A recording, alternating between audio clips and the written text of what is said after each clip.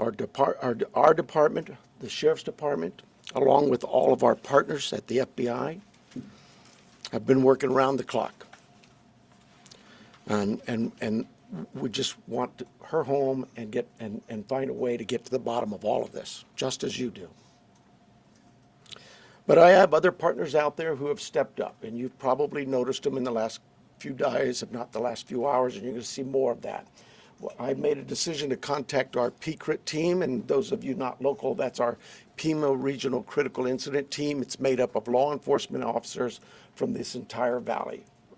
Pasquayaki Police Department, Tucson Police Department, Marana Police Department, Oro Valley Police Department, Pima College Police Department, this is Tucson International Police Department, Sarita Police Department. There's so many of them, and they are going to help us tremendously. And that's really done because we have so much in front of us still, and we're hoping that, you know, I know the FBI has committed a very large number of men and women to partner with us, work side by side with us. We go do an interview, they're going to be there with us. We're going to go look at some evidence or process evidence, they're going to be right there with us. We're sharing every piece of information, all the data we can to get this thing solved. And it's important that my partners in law enforcement know and understand their roles, because it is very large, complex investigation with a lot of moving parts.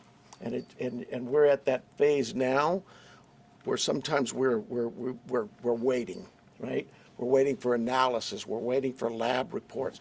But even then, when they come back quickly, for example, some DNA, we rushed what we thought was the best target for DNA. We did a rush through and got some of that back. The results were minimal. I think you all know of the blood on the porch. That was one we did. It came back to Nancy. That's what we know. But there's still more items that have been submitted. We just haven't got them back yet. But in the meantime, we're not just sitting on our haunches waiting. We do have a number of leads coming in, and that's why we brought in the FBI for one, but PCRIT as well, to be able to get out there and handle these leads as they come in as quickly and as expeditiously as we can. And every single lead is looked at, every one of them. And so we're gearing up. You probably have some questions about what you've seen in the last couple of days. I'll gladly answer those at that time. But it really is about getting our partners out there. To be fair, when we went to that scene the first night, Saturday night, it was just us. Since then, the FBI and others have asked, can we go and see it as well? And that's what you've been seeing.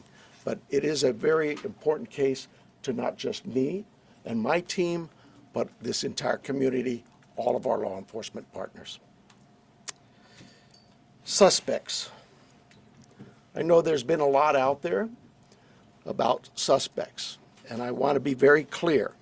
At this time, we have not identified a suspect or a person of interest in this case. We are working our best to do that. But to be clear, we have nobody of interest or any suspects that you would consider a prime suspect. We're just not there. We're not there yet.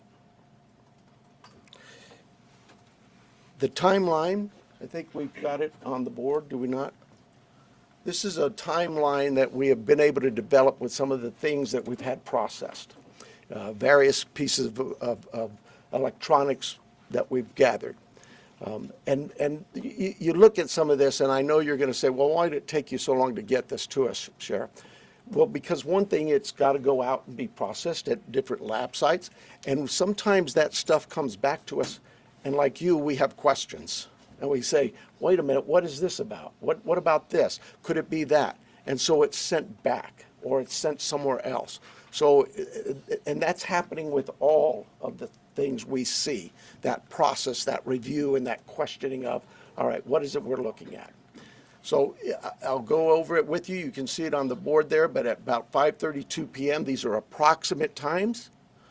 5:32 p.m., Nancy travels to her local family's home for dinner and playing games with the family, just visiting.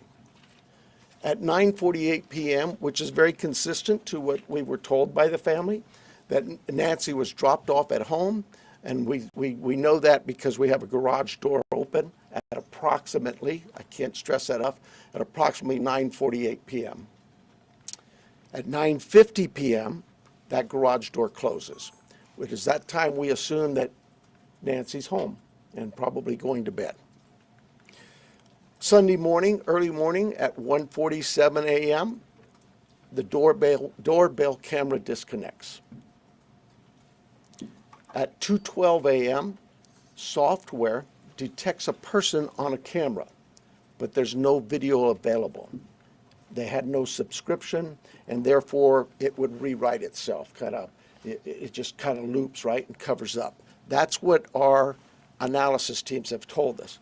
We're not done with that. We'll do all we can, but that's what it says. So that detects a person on camera. Could that be an animal?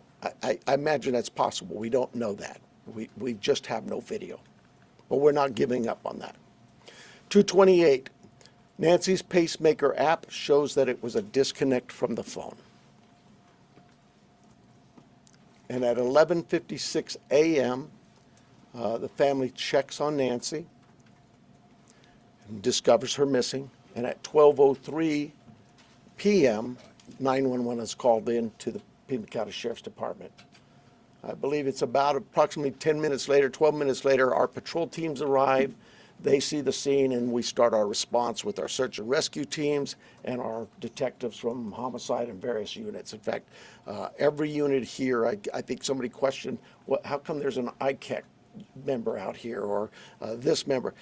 Everybody in our criminal investigations team is a part of this team and part of this investigative effort.